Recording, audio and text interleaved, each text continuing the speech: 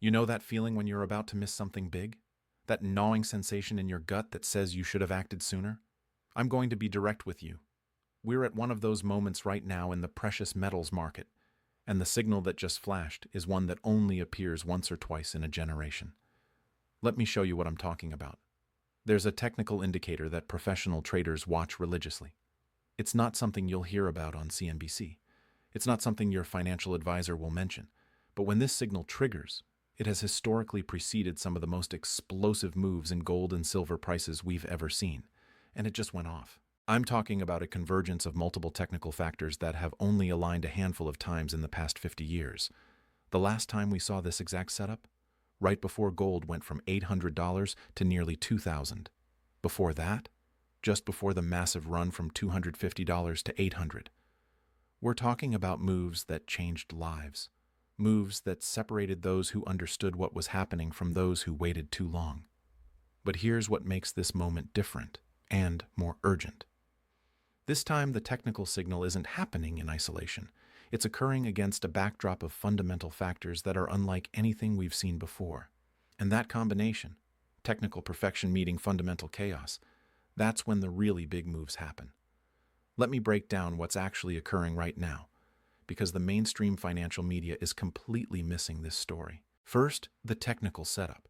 Gold recently broke through a resistance level that had held for multiple decades. I'm not talking about some arbitrary line on a chart. I'm talking about a level that represented the ceiling of gold's trading range going back to the early 2000s. When prices break through resistance that significant, especially after testing it multiple times, it signals a fundamental shift in market structure. It's like a dam breaking. All that pent-up pressure suddenly has nowhere to go but up. But it's not just gold. Silver is showing something even more interesting. The gold-to-silver ratio, which measures how many ounces of silver it takes to buy 1 ounce of gold, just broke down from a pattern that's been in place for years. Historically, when this ratio breaks down, it means silver is about to outperform gold significantly. We're talking about moves where silver doubles or triples while gold is making steady gains. The last time we saw this ratio pattern break down like this, silver went from $15 to nearly $50 in less than 2 years. Now, some of you might be thinking, okay, technical analysis, chart patterns, that's all well and good, but what's actually driving this? What's the real story behind these signals? That's where things get really interesting, because what's happening in the physical metal markets right now is something most people have no idea about. Central banks are buying gold at a pace we haven't seen since the 1970s, and I'm not talking about the usual suspects. Yes, China's buying. Yes, Russia's buying.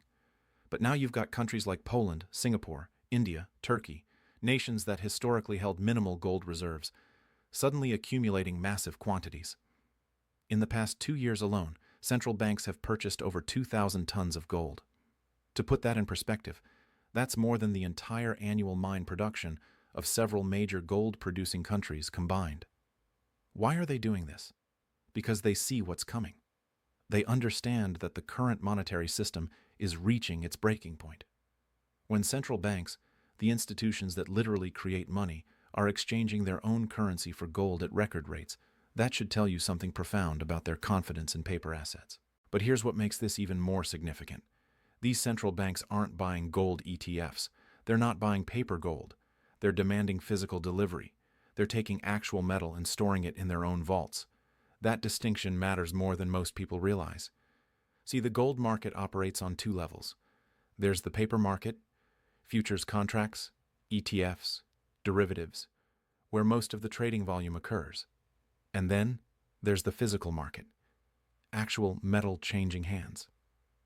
For years, these 2 markets moved in relative harmony. But something's changing. The paper market and the physical market are starting to diverge. And when that happens, when the price of paper gold and the price of physical gold start moving in different directions, that's when you get explosive moves. Let me give you a specific example of what I'm talking about. The COMEX, the major commodities exchange where gold futures trade, recently saw something unusual. The amount of gold available for delivery dropped to levels we haven't seen in over a decade. At the same time, the number of contracts demanding physical delivery spiked. This creates a squeeze. When more people want to take delivery of physical metal than there is metal available to deliver, prices have to rise. It's basic supply and demand, but it's happening in a market that most people don't even know exists. And it's not just happening in New York. The London Bullion Market Association, the LBMA, which handles the majority of global gold trading, is seeing similar dynamics. Premiums for physical gold over paper gold have been widening. That means people are willing to pay more for actual metal than for a contract that promises metal. That premium is a stress indicator. It's telling you that confidence in the paper system is eroding. Now, let's talk about what's happening on the demand side, because this is where the story gets even more compelling. Industrial demand for silver is exploding. And I mean exploding. Solar panel production alone is consuming silver at rates that are outpacing new mine supply. Every solar panel requires about 20 grams of silver. Sounds small, right?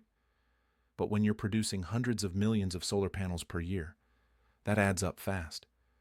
And solar is just one sector. Electric vehicles use significantly more silver than traditional cars. 5G infrastructure requires silver. The green energy transition that governments around the world are pushing, that's incredibly silver intensive. Here's the problem. Silver mine production has been essentially flat for years. We're not discovering major new silver deposits. The easy silver has already been mined. What's left is lower-grade ore that's more expensive to extract. Meanwhile, demand is growing exponentially.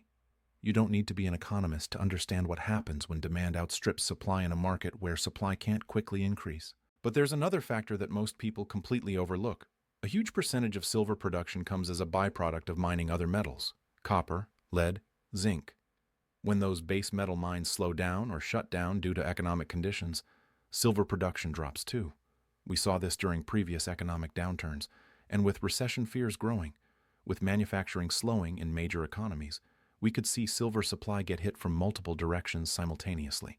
Let me paint you a picture of what happened the last time we had a setup like this. It was 2008. The financial crisis had just hit. Gold was trading around $700. Silver was around $9. Most people were panicking, selling everything, trying to get to cash. But a small group of investors who understood what was really happening, they were buying. They understood that the response to the financial crisis, massive money printing, zero interest rates, unprecedented government intervention, would ultimately be incredibly bullish for precious metals. Over the next 3 years, gold went from $700 to $1,900. Silver went from $9 to $48. If you had put $50,000 into silver at the bottom, you would have walked away with over $250,000. Life-changing money for most people. And it happened because those investors understood the setup. They saw the signal. They acted. Now, I want to be clear about something. I'm not saying we're going to see the exact same move. Every market cycle is different. But the fundamental dynamics we're seeing now are actually more extreme than what we saw back then. The amount of currency that's been created since 2008 dwarfs what was created during the financial crisis. Government debt levels are exponentially higher. The geopolitical situation is more unstable. And this time, you have the added factor of central banks themselves aggressively buying gold. Quick aside here, if you're sitting on $100,000 or more in retirement accounts, I put together a free guide on how gold IRAs work. It's in the description below. It covers how to get physical gold into your retirement account without triggering tax penalties. Worth checking out if that's relevant to your situation. Anyway, back to where this is headed. Let's talk about what's happening with the US dollar, because this is crucial to understanding the metals market. The dollar's role as the global reserve currency has been the foundation of American economic power for decades, but that foundation is cracking. And when I say cracking, I'm not being hyperbolic. The BRICS nations, Brazil, Russia, India, China, South Africa, have been openly discussing alternatives to dollar-based trade. Saudi Arabia, which has priced oil exclusively in dollars since the 1970s, is now accepting yuan for oil sales. That's massive. The petrodollar system has been a cornerstone of dollar dominance for half a century. When that starts to unwind, the implications are profound. Here's why this matters for gold and silver. When countries move away from the dollar for international trade, they need something else to settle transactions. Gold becomes that something else. It's neutral. It's not tied to any single country's monetary policy. It's been money for thousands of years. As de-dollarization accelerates, and it is accelerating, demand for gold as a settlement mechanism increases. This isn't speculation. This is already happening. We're just in the early stages. Now, let me show you something that really drives this home. Look at what happened in 1971. That's when Nixon closed the gold window, ending the direct convertibility of dollars to gold. At that moment, gold was $35 an ounce.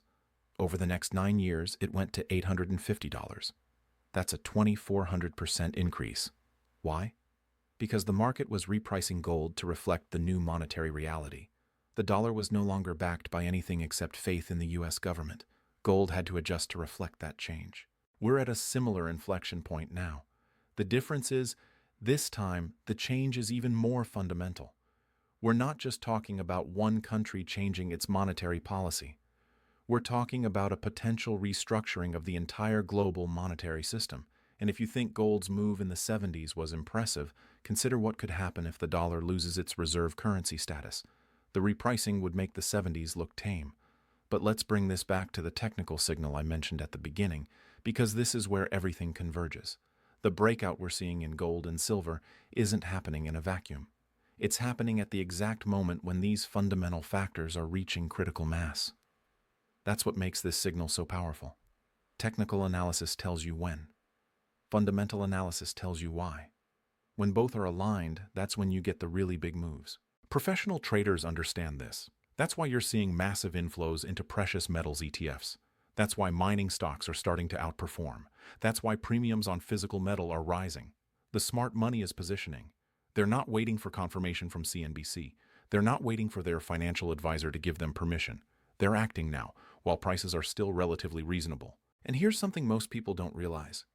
The metals market is tiny compared to other financial markets. The entire gold market, all the gold ever mined in human history, is worth around $15 trillion. That sounds like a lot until you compare it to the bond market, which is over $130 trillion, or the stock market, which is around $100 trillion. When even a small percentage of money from those larger markets flows into gold and silver, it has an outsized impact on prices.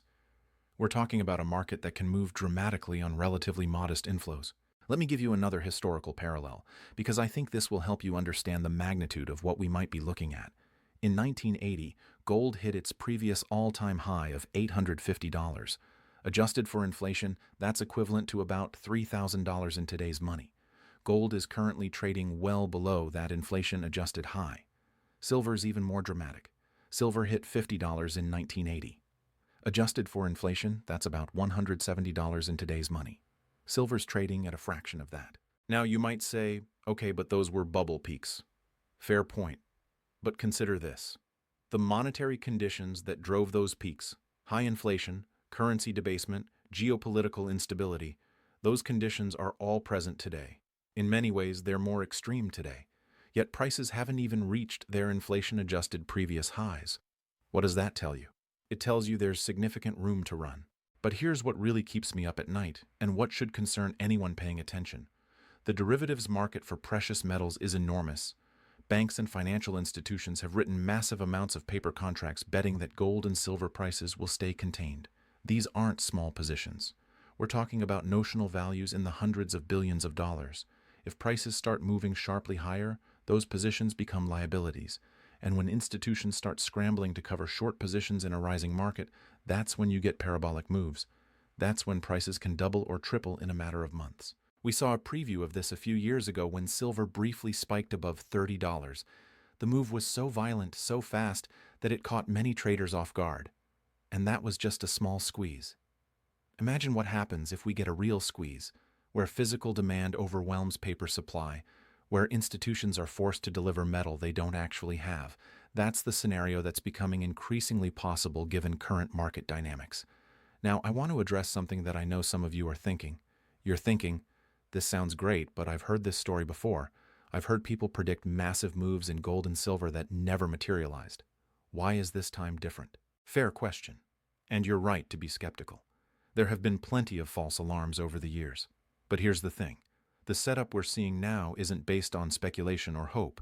It's based on observable, measurable changes in market structure and fundamental supply-demand dynamics. Central bank buying isn't a prediction. It's happening right now. Industrial demand exceeding mine supply isn't a theory. It's documented fact. The technical breakout isn't wishful thinking. It's visible on any price chart. The difference between now and previous false alarms is that all the pieces are aligning simultaneously. It's not just one factor. It's not just technical analysis or just fundamentals or just sentiment. It's everything coming together at once. And that convergence is what creates the really big moves. Let me tell you about something that happened recently that I think perfectly illustrates what's coming.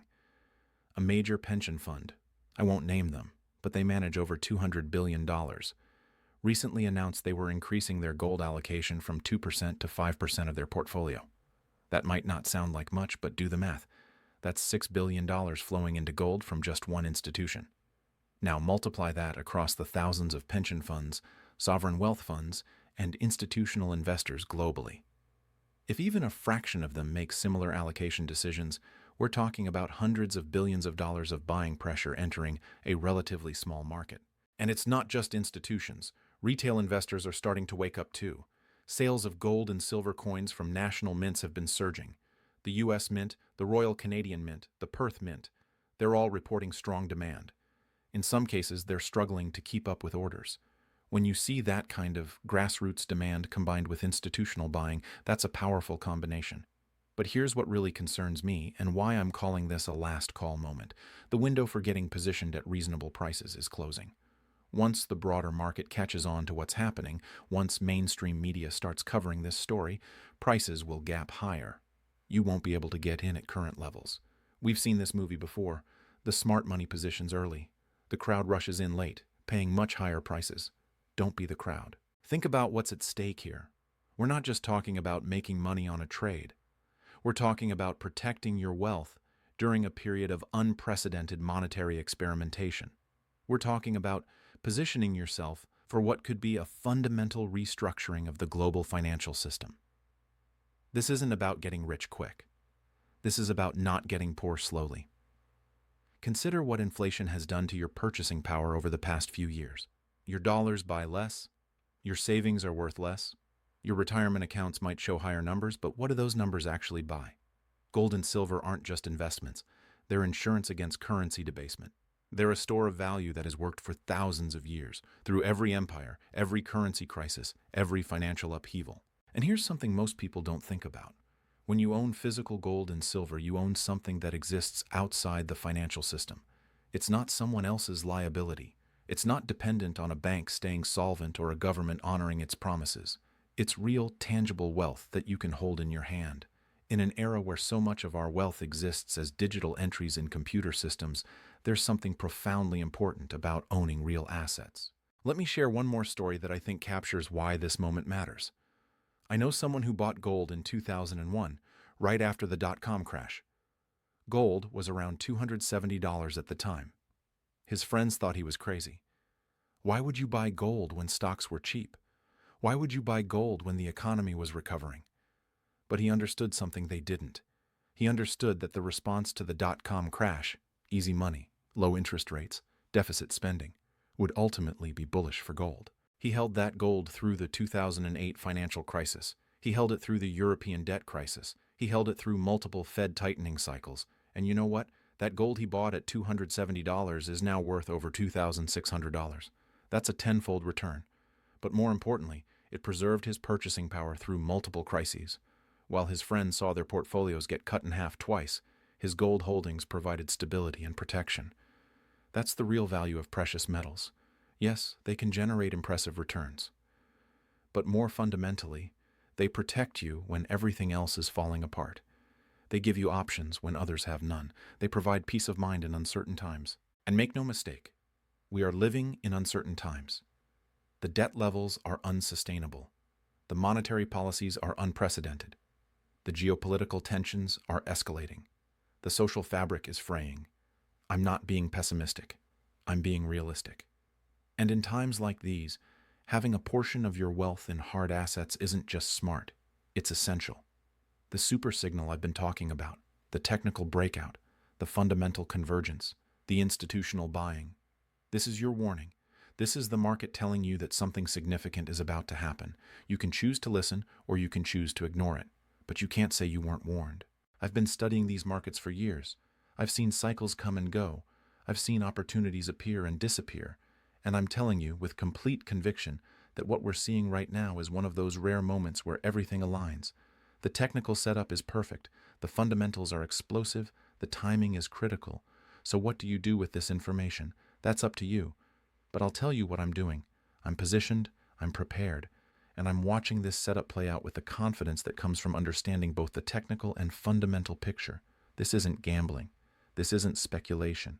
This is recognizing a high probability setup and acting accordingly. The metals market is sending a signal. The question is, are you listening? Because once this move really gets going, once prices start gapping higher, once the mainstream catches on, the opportunity to get in at these levels will be gone, and you'll be left wondering why you didn't act when you had the chance. This is your last call. The super signal has triggered. The setup is complete. What happens next is up to you.